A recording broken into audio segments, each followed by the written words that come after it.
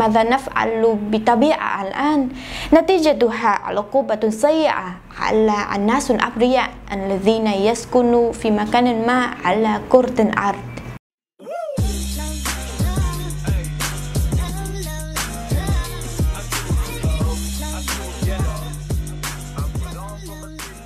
السلام عليكم، كيف حالكم؟ إن شاء الله بخير. يعتبر عام 2020 العام الذي فيه يشهد العالم العديد من التغيرات غير متوقعة. إذا كانت دولتنا فيتنام الدولة المحظوظة التي تجاوزت وباء كورونا بأقل الأضرار وبسرعة عادت إلى طبيعتها منذ حوالي 3 أشهر، ولكن في الأيام الأخيرة كان علينا أن نعاني من كارثة طبيعية كبيرة التي تعتبر غير مسبوقة في تاريخنا، حيث غمرت الأمطار معظم المدن ومقاطعات في وسط فيتنام بمستوى عالية من المياه تصل من 3 إلى 5 أمتار، أي أن معظم المنازل كانت مغمورة في فيضانات.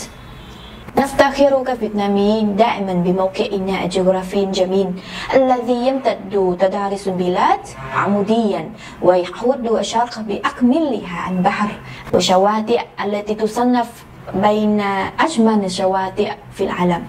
ونفس التضاريس تجعلنا أن ننتقي العديد من العواصف كل سنة، وخاصة عواصف هذا العام كانت أكبر مما توقعنا.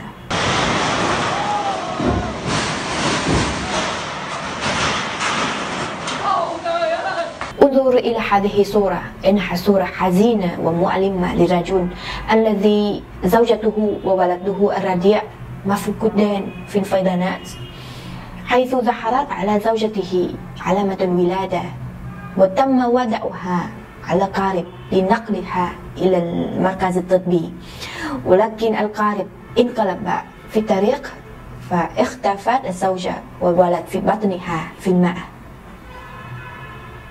لم يستطيع الرجل يفعل أي شيء إلا السجود على الأرض أمام الفيضانات الرهيبة نداء باسم زوجته وولده.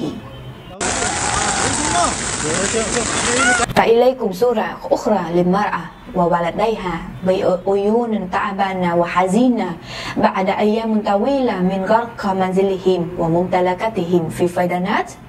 هل تلاحظون أنهم يرتدون قماش أبيض على رؤوسهم علامة إشارة إلى وفاة شخص ما في أسرتهم، وبسبب الفيضانات لم يستطيعوا دفن المتوفي، فلذلك كان يجب عليهم تعليق نعش المتوفي على سطح المنزل لمنعها من ماء الفيضانات.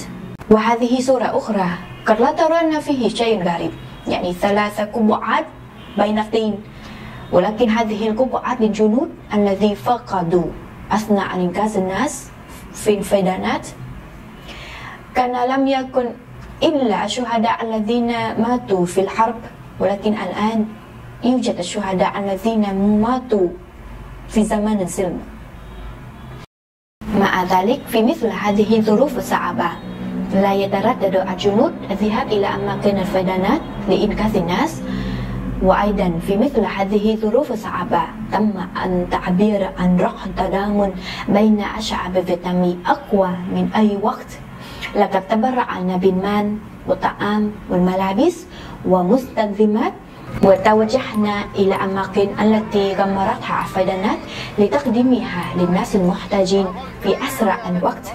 كل يوم هناك العشرات من هذه الرحلات من جميع أنحاء فيتنام نحو وسط فيتنام، حاملة معها الحب كحب الإخوان في الأسرة.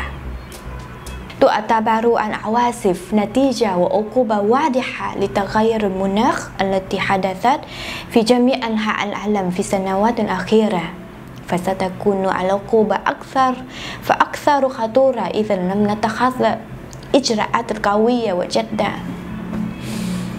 ماذا نفعل بالطبيعة الآن؟ نتيجتها العقوبة السيئة على الناس الأبرياء الذين يسكنون في مكان ما على كرة الأرض. Thanks for watching. Don't forget to like, share and subscribe to my channel. Love you.